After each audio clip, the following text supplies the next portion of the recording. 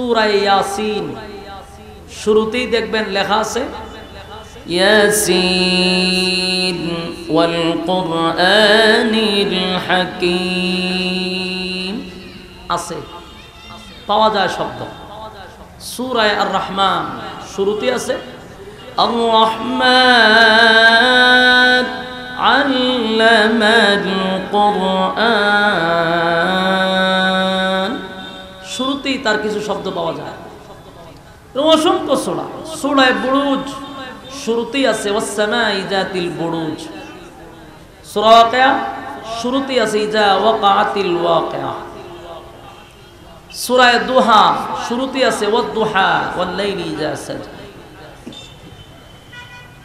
অসংখ্য সূরা নামকরণ, তো ভিতরে তার কিছু শব্দ পাওয়া যায়। আপনারা কথা কি স্পষ্ট শুনতেছেন? আমার ক্লিয়ার বোঝা যাচ্ছে? একটু আওয়াজটা বাজিয়ে। তো এই সূরাটি আল্লাহ রাব্বুল আলামিন আল্লাহর সম্মান মর্যাদা নিয়ে নাজিল করছে। সূরার নাম সূরা ইখলাস, এর অর্থ আল্লাহর সন্তুষ্টির জন্য। এখন আসুন নাজিল হইল কোথায়? কারণ কোরআন দুই ভাগে নাজিল হয়েছে, কোন সময় মক্কায়, কোন সময় মদিনায়। মক্কায় নাজিল হইলে মাক্কি, মদিনায় নাজিল হইলে মাদানী। এই সূরা ইখলাস এটা মক্কায় অবতীর্ণ, তাই এটা মাক্কি সূরা। এখন আসুন সূরাটা নাজিল হওয়ার কারণটা কি ছিল? নাজিল যে হইছে এর আসলে কারণটা কি ছিল? তার প্রেক্ষাপট কি? তার অবস্থানটা কি ছিল? কিসের ভিত্তিতে সূরাটি নাজিল হইল? কোন ঘটনারে কেন্দ্র করে? কোন প্রশ্নের উত্তরে? কোন সমস্যার সমাধানে? যেটাকে তাফসীরের ভাষায় আমরা বলি শানে নজুল। নাজিল হওয়ার একটা কারণ, রাসূল আরবি সাল্লাল্লাহু আলাইহি ওয়াসাল্লাম। ভাই আপনারা স্টেজে যদি কথা বলতে তো সমস্যা, মনোযোগ নষ্ট হয়, আমরা কথা না। সূরাটা নাজিল হয়েছে রাসূল সাল্লাল্লাহু আলাইহি ওয়াসাল্লাম যখন মানুষের সামনে এক আল্লাহর ঘোষণা দিছে, তখনকার যুগে, তখনকার পরিস্থিতিতে এক আল্লাহ বিশ্বাসী মানুষ ছিল না। মানুষগুলি এক আল্লাহ বিশ্বাস করত না, তাই তারা মিনিমাম 360 জন খোদা বানায় রাখছিল। আর তখন রাসূল দাওয়াত দেয় লা ইলাহা ইল্লাল্লাহ, নেই কোনো মাবুদ আল্লাহ ছাড়া, মুহাম্মাদুর রাসূলুল্লাহ সাল্লাল্লাহু আলাইহি ওয়াসাল্লাম আল্লাহর বান্দা এবং রাসূল। এতদিন শুধু আব্দুল্লাহর পুত্র মুহাম্মদ বলছো, এখন বলবা মুহাম্মাদুর রাসূলুল্লাহ সাল্লাল্লাহু। মক্কার মানুষ মানতে পারলো না, মেনে নিতে পারলো না। যেখানে আমাদের অসংখ্য খোদা থাকতে আমাদের সমস্যার সমাধান হচ্ছে না, সেখানে এক খোদা দিয়ে কিভাবে সম্ভব? এই হলো তাদের যুক্তি। বিভিন্নভাবে রাসূলকে তারা বাধা দেওয়ার চেষ্টা করলো যে আপনি যদি এক আল্লাহ মানেন তাহলে আপনি একাই আল্লাহকে মানতে থাকেন, অন্য কাউকে দাওয়াত দিয়ে উদ্বুদ্ধ করবেন না, উৎসাহিত করবেন না, এতে আমাদের বংশের মধ্যে ফাটল সৃষ্টি হবে। পরবর্তীতে তারা কোনোভাবেই যখন রাসূলকে ঠেকাইতে পারল না, রাসূলের চাচার কাছে বিচারও দাবি করল। বিচার দিল যে আপনি তার সমস্যার সমাধান করেন, না হলে আমরা ঐক্যবদ্ধ হব। চাচা পরের দিন জানায়া দিল যে আমার ভাতিজাকে প্রস্তাব দিছিলাম, ভাতিজা স্পষ্ট জানাইছে যে চুল পরিমাণও এদিক সেদিক হবে না, কাজ চালিয়ে যাবে। এই ঘটনার পরে তারা বুঝলো যে আবু তালেব দিয়েও হবে না, তাই তারা একত্রিত হইয়া ইহুদি খ্রিস্টান আরো কিছু আছিল সর্বদলীয় খোদা যারা মানে, ঐক্যবদ্ধ হয়ে রাসূলকে তারা এক জায়গায় বসাইল। যে আপনার সাথে আমাদের কিছু আলোচনা সভা আছে। কি আলোচনা? বলে আমরা তো খোদা মানি, আমরা খোদা মানি, খোদারে ডাকি, খোদার খেদমত করি। আমরা যেহেতু খোদা মানি, আপনি কেন আবার নতুন করে খোদার দাওয়াতই দিচ্ছেন? আমরা তো খোদা মানি, নতুন করে আবার খোদার দাওয়াত দিচ্ছেন কেন? আমাদের খোদার আপনার খোদা যদি একই হয় তাহলে তো আর দাওয়াত দেওয়ার দরকার নাই। আর যদি আমাদের খোদার আপনার খোদা ভিন্ন হয় তাহলে আপনার খোদার পরিচয় দেন। আপনার খোদা কয়জন? আপনার খোদার সাথী সঙ্গী কয়জন? উনি কি একা একাই চলে না ওনার সাথে কিছু লোক লিয়া চলে? আপনার খোদার স্ত্রী পুত্র আসেনি? আপনার আর সোনারঘাট নাউজুবিল্লাহ আসেনি? কোন সময় কম নাউজুবিল্লাহ খোয়ার সময় এখন আমার জানাই রেখেছেন, তাহলে আমি বুঝতে শুনি না কমন। এটা কি নাউজুবিল্লাহ কইবার মতো একটা বিষয় নেই, এটা গুতা দিলে কইছেন কে রে? কইন যে সময় খোয়ার এই সময় কইয়ালে কত বড় বেয়াদব হয়। আল্লাহর স্ত্রী পুত্র আসেনি, বাচ্চা কাচ্চার জন্ম দিছিনি, খানা খায়নি, ঘুমায়নি। এই ইয়াহুদি এগুলো লোকে বেয়াদব জাতি, তারা রাসূলকে এই ধরনের বেয়াদবিমূলক প্রশ্ন করা শুরু করছে। আল্লাহ কয়জন? আল্লাহ ঘুমায়নি, খায়নি, বাচ্চা কাচ্চা আসেনি। এই কথার পরে রাসূল সাল্লাল্লাহু আলাইহি সাল্লাম তাদের সামনেই ছিলেন। আল্লাহ কিন্তু রাসূলকে সব সময় বলে রাখছেন যে আপনি বেঈমানরা যদি আপনাকে কোনো কথা বলে তো আপনি উত্তর দিবেন না, উত্তর দিব আমি আল্লাহ। আসেনি সুবহানাল্লাহ? থাকলে কইেন, না থাকলে কইতে কইবেন। যদি মনে করেন সুবহানাল্লাহ কওয়ার তাহলে কইেন। উত্তর আল্লাহর রাসূল নিজে দিবে না, স্বয়ং রাসূলের পক্ষ হয়ে আল্লাহ নিজেই উত্তর দিবে। তো রাসূল সামনে যখন এই সমস্ত বিতর্কিত প্রশ্ন করা শুরু করলো, আল্লাহ নিজেই তার উত্তর দেওয়ার জন্য যথেষ্ট। ঠিক এই ঘটনাস্থলে, ঘটনারে কেন্দ্র কইরা তাদের প্রশ্নের জবাবে এই ঘটনাস্থলেই আমার তেলাওয়াতকৃত কমপ্লিট সূরা সূরা ইখলাস আল্লাহ তখন নাজিল করে।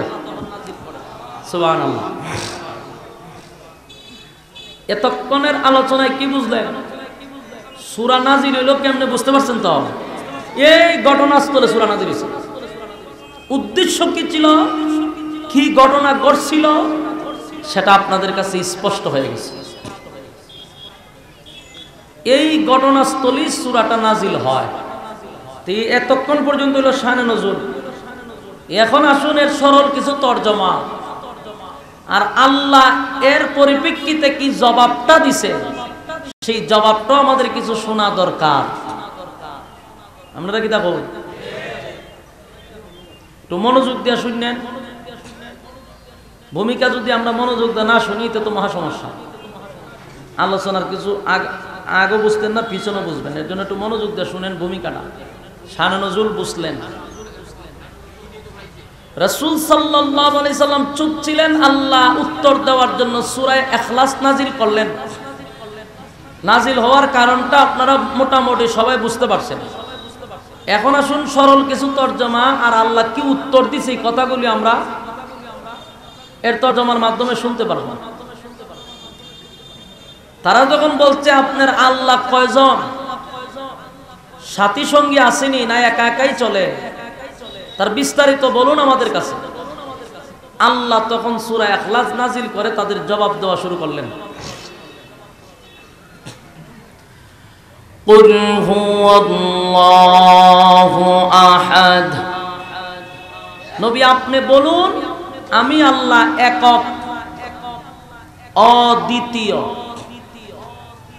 এই কথার দ্বারা কিতাব বোঝা যায় আরো কয়েকজন আছে না? উনি একক, কোন অংশীদার নেই, শরীক।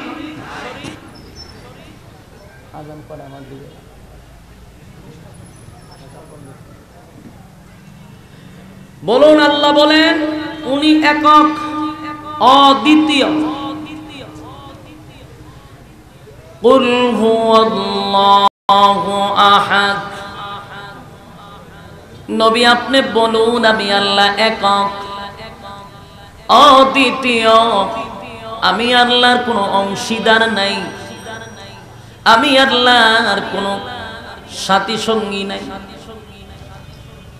কুল হুয়াল্লাহু আহাদ, আমি আল্লাহ একক, অদ্বিতীয়, কোনো অংশীদার আমি আল্লাহর নাই।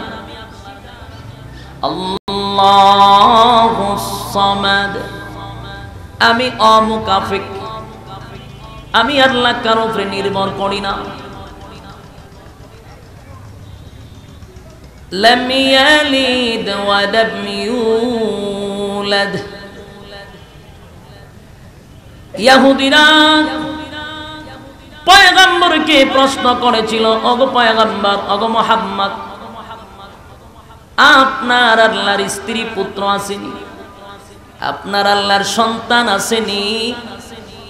আল্লাহ তার জবাবে বলেন লাম ইয়ালিদ ওয়া লাম ইউলাদ, আমি আল্লাহ কারো কাছ থেকে জন্ম নেই নাই, আমি আল্লাহ কাউকে জন্ম দেই নাই।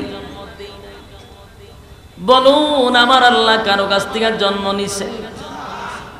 কাউকে জন্ম দিছে? লাম ইয়ালিদ ওয়া লাম ইউলাদ, আমি আল্লাহ কারো কাছ থেকে জন্ম নেই নাই, আমি আল্লাহ কাউকে জন্ম দেই নাই। ওয়ালাম ইয়াকুল লাহু কুফুয়ান আহাদ, আমি আল্লাহর সমতুল্য। আসমান আর জমিন কুল কায়নাতের মধ্যে আমি আল্লাহর সমতুল্য আর কেউ নাই। আল্লাহর সমতুল্য কেউ আছে? এই সূরার মাধ্যমে আল্লাহ জানায়া দিলেন কুল হুয়াল্লাহু আহাদ, নবী আপনি বলুন আমি একক, অদ্বিতীয়, আল্লাহুস সামাদ, আমি অমুকাফিক। লাম ইয়ালিদ ওয়া লাম ইউলাদ, আমি আল্লাহ কারো কাছ থেকে জন্ম নেই নাই গো, আমি আল্লাহ কাউকে জন্ম দেই নাই। ওয়ালাম ইয়াকুল লাহু কুফুয়ান আহাদ, আমার সমতুল্য কেউ নেই। এই বেঈমানগুলি প্রশ্ন করেছিল, আল্লাহ এক একটার জবাব সূরা ইখলাসের ভিতরে দিয়া দিল। আর তারা বলেছিল আপনার আল্লাহর ঘুম নাই, আপনার আল্লাহর কি তন্দ্রা নাই? আমার আল্লাহ অন্য আয়াতে বলেন আল্লাহু লা ইলাহা ইল্লা হুয়াল হাইয়ুল কাইয়্যুম লা তাখুযুহু সিনাতুন ওয়ালা নাওম, আল্লাহর ঘুম নাই, আল্লাহর তন্দ্রাও নাই। এই মালিক ঘুমায় না, আমার মালিকের ঘুম নাই গো, আমার আল্লাহ ঘুমায় না, আমার আল্লাহর ক্লান্ত নাই, আল্লাহর তন্দ্রাও নাই। যদি কেউ ভাবেন আল্লাহর কি ক্লান্ত লাগে না, আমার আল্লাহর কি ঘুমেও দড়ে না, এর জবাব মুসা পয়গম্বর একবার তো মনে মনে এমনটাই ভাবছিল। পয়গম্বর জলিলুল কদর একজন পয়গম্বর, যেই পয়গম্বর আল্লাহর সঙ্গে কথা বলতো, পাওয়ারফুল একজন পয়গম্বর ছিল। সেই পয়গম্বর একদিন মনের ভিতরে একটা কল্পনায় আসলো, আমার আল্লাহর কি ক্লান্ত লাগে না? আসমান আল্লাহ চালায়, জমিন আল্লাহ চালায়, সূর্য চন্দ্র গ্রহ নক্ষত্র পাহাড় পর্বত সাগর নদী নালা খাল বিল কীট পতঙ্গ সবই তো আল্লাহর ইশারায় চলে রে। আমার মালিকের কি ক্লান্ত লাগে না? আমার আল্লাহর কি ঘুম লাগে না? মুসা পয়গম্বরের বক্তব্য ছিল মনে মনে। বলুন তো দেখি, জবান দিয়া বলছিল না মনে মনে ভাবছিল?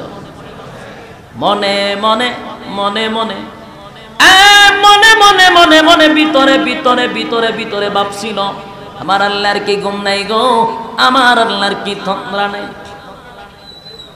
হঠাৎ করে মুসা পয়গম্বর তাকায়া দেখে জিবরাইল আলাইহিস সালাতু ওয়াস সালাম পয়গম্বর মুসা নবীর সামনে দাঁড়ানো।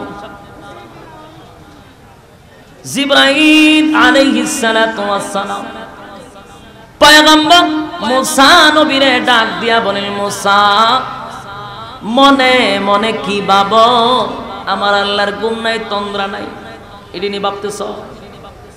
মুসা পয়গম্বর লাভ দিয়া দাঁড়ায় গেল, বিষয়টা তো ভাই বুঝলাম না। মনে মনে মনে মনে কল্পনায় কল্পনায় ভাবছিলাম, তুমি জিবরাইল কেমনে জানলা? তুমি কি গায়েব টায়েব জানো নাকি? জিবরাইল আলাইহিস সালাতু ওয়াস সালাম ডাইরেক্ট বলে দিলেন, মনের খবর জানার ক্ষমতা আমি জিবরাইলের নাই। তো আল্লাহটা ফকড়ে তোর পরে কইেন, বলুন জিবরাইল কি গায়েব জানে? কথা কয় না, জিবরাইল জানে না। আফসোসের বিষয় হলো জিবরাইল গায়েব জানে না, আমাদের দেশের পীর ফকিররা গায়েব জানে।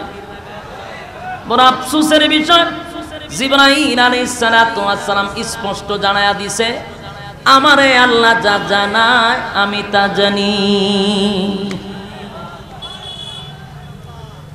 গায়েবটা তো আল্লাহর শান আর মানার মর্যাদা, সেই মর্যাদা যদি কারো উপরে লাগানো হয় তাহলে আল্লাহর কোরআনের বিরুদ্ধে গেল।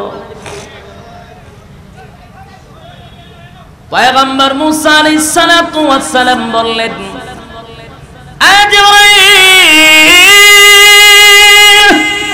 মনে মনে মনে মনে কল্পনায় কল্পনায় ভাবতেছিলাম, আমার আল্লাহর কি ঘুম নাই তন্দ্রা নাই? কেমনে জানলি? কিভাবে জানলি? মনের খবর কেমনে জানলি রে? জিবরাইল ডাক দিয়া বলেন, পয়গম্বর মনের খবর জানার ক্ষমতা আমি রাখি না, কিন্তু আমার আল্লাহ জানায়া দিছে, আমার মুসা ঘুমাইয়া ঘুমাইয়া আমারে নিয়ে চিন্তা করে আমার ঘুম আসিল। মুসায় কত বড় টেনশন আছে আমার উপরে, যা মুসার কাছে যা। তাই তো আপনার কাছে আসছিলাম, হাসা ওই কি আপনি তা ভাবছিলেন? ওইটা তো ভাবছিলাম, কত হইলে আপনার উপর বিপদ আছে।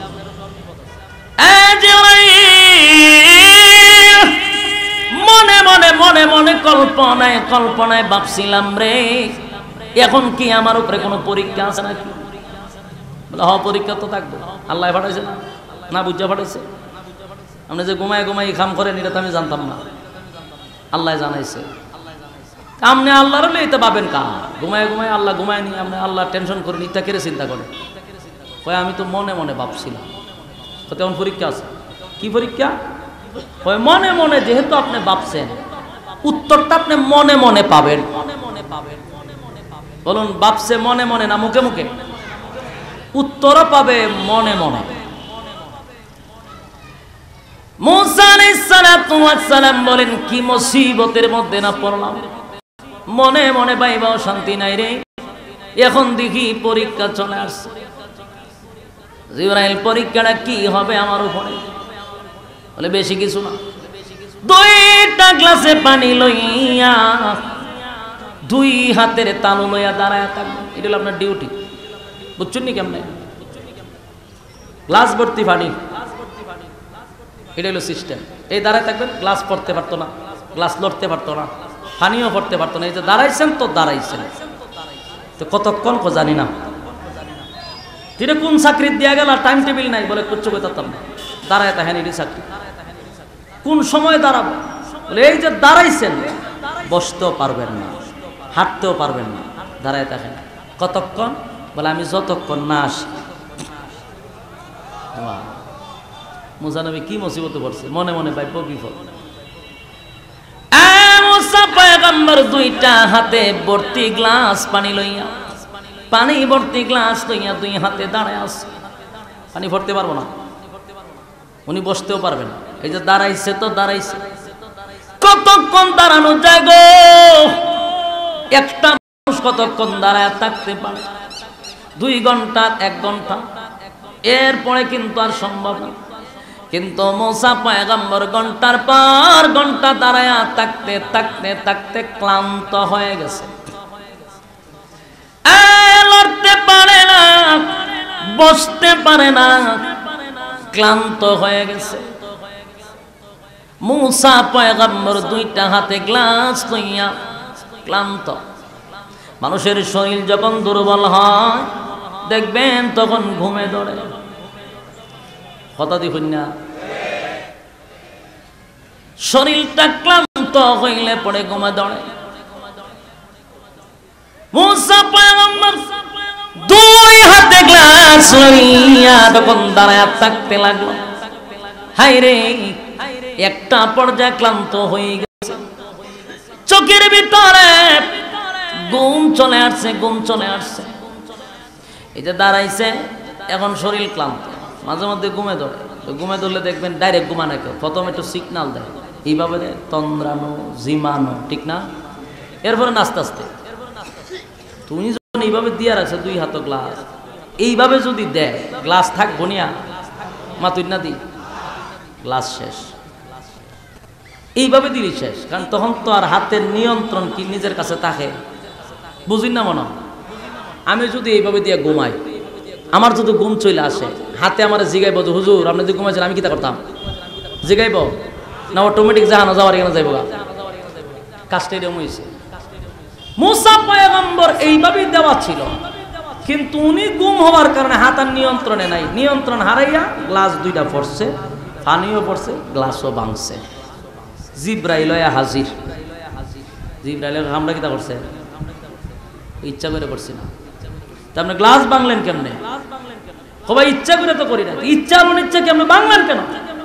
হয় আমার ঘুম আইসা পড়ছে, আর ঘুমাও নেই, আমার হাতের নিয়ন্ত্রণ আর আমার হাতে নাই, যার জন্য অ্যাক্সিডেন্ট হয়ে পড়ছে। কামটা কি ঠিক করছে? মুসা নবী বলতেছে দেখো আমি যখন ঘুমাই গেছি, ক্লান্ত শরীর, তো ঘুমটা তো আমার কাছে না, এটা অটোমেটিক যাইছে, আর ঘুমাইতেই আমার হাতের নিয়ন্ত্রণ আমার হাতে না, এটা পড়ে গেছিলাম। জিবরাইল আলাইহিস সালাতু ওয়াস সালাম পয়গম্বর মুসা নবীর ডাক দিয়া বলেন, মুসা ও পয়গম্বর, ঘুমাইয়া ঘুমাইয়া ভাবছিলা আমার আল্লাহর কি ঘুম নাই, তন্দ্রা নাই? মনে মনে মনে মনে মনে মনে তুমি ভাবছিলা আমার আল্লাহর কি ঘুম নাই, আমার আল্লাহর কি তন্দ্রা না? এ মুসা নবী, আমার মালিক আপনারে মনে মনে মনে মনে উত্তরটা দিয়া দিছে, একটু ভাইবা দেখেন। আপনার হাতে দুইটা গ্লাস ছিল গো নবী, দুটা গ্লাস আপনার নিয়ন্ত্রণে ছিল। এই দুইটা গ্লাস আপনার হাতের তালুতে আপনার নিয়ন্ত্রণে ছিল গো নবী, কিন্তু আপনি ঘুমায়া যাওয়ার কারণে হাতের নিয়ন্ত্রণ হারাইছেন, গ্লাস আর হাতে থাকে নাই, মাটিতে পড়ছে। কথা বলেন। পয়গম্বর মুসা মনে মনে মনে মনে আপনি ভাবছিলেন আমার আল্লাহর কি ঘুম নাই, তন্দ্রা নাই, মনে মনে আপনার জবাব দিয়া দিল আমার আল্লাহ। ভাইবা দেখেন, দুইটা হাত, দুই হাতে দুই গ্লাস, আপনি ঘুমায়া যাওয়ার কারণে হাতের নিয়ন্ত্রণ আপনি হারাইছেন, অজান্তে গ্লাস পড়ে গেছে। নবী গো, আর সাত আসমান আমার আল্লাহর কুদরতি হাতে, সাতটা জমিন আল্লাহর কুদরতি হাতে, সূর্য চন্দ্র গ্রহ নক্ষত্র পাহাড় পর্বত সাগর নদী নালা খাল বিল কীট পতঙ্গ যা দেখি এবং যা দেখি না সব কিছু আমার আল্লাহর কুদরতি হাতে।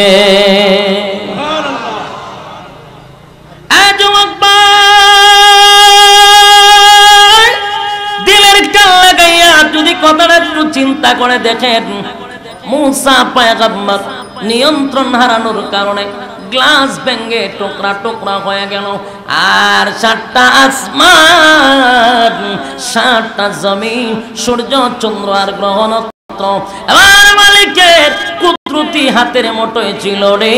আমার মালিক যদি একটা সেকেন্ডের জন্য ঘুমায় গো, আমার মালিক যদি একটা সেকেন্ডের জন্য ঘুমায়া যায়, বলুন তো দেখি আসমানগুলো থাকবে, চন্দ্র থাকবে, সূর্য থাকবে না?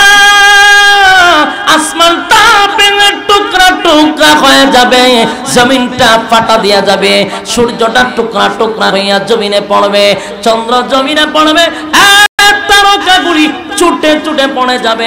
আল্লাহ যদি ঘুমায় সব নিয়ন্ত্রণ হারাইবে। কথা বলেন, নিয়ন্ত্রণ হারাইব নি? কথা কন।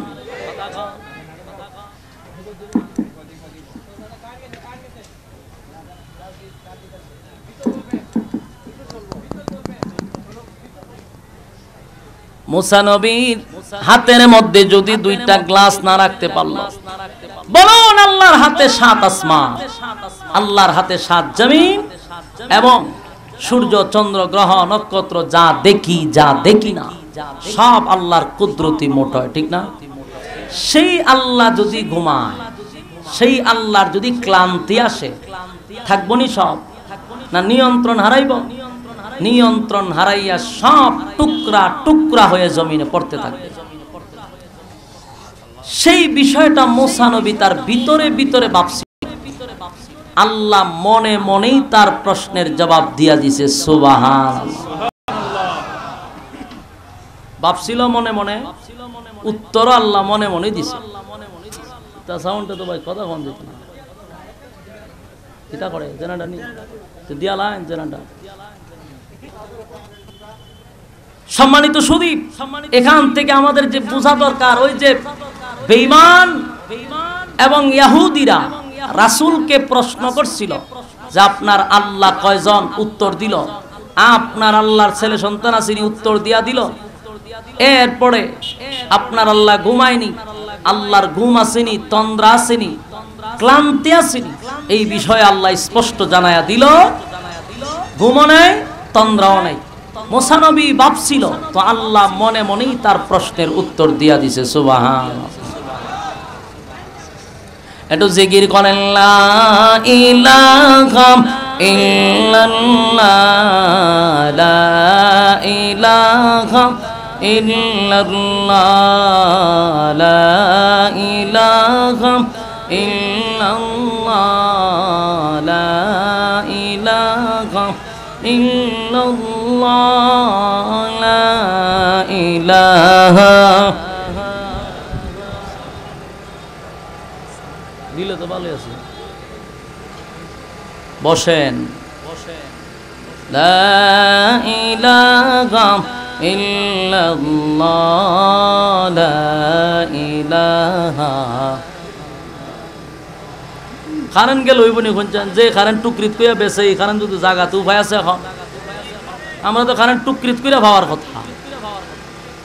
শীতের সময় নাগা কারেন্ট, আপনারা তো কারেন্টের ফেরি বলা হয়নি না? মানিকগঞ্জ যায়, মানিকগঞ্জ জিকির করেন, লা ইলাহা ইল্লাল্লাহ, লা ইলাহা।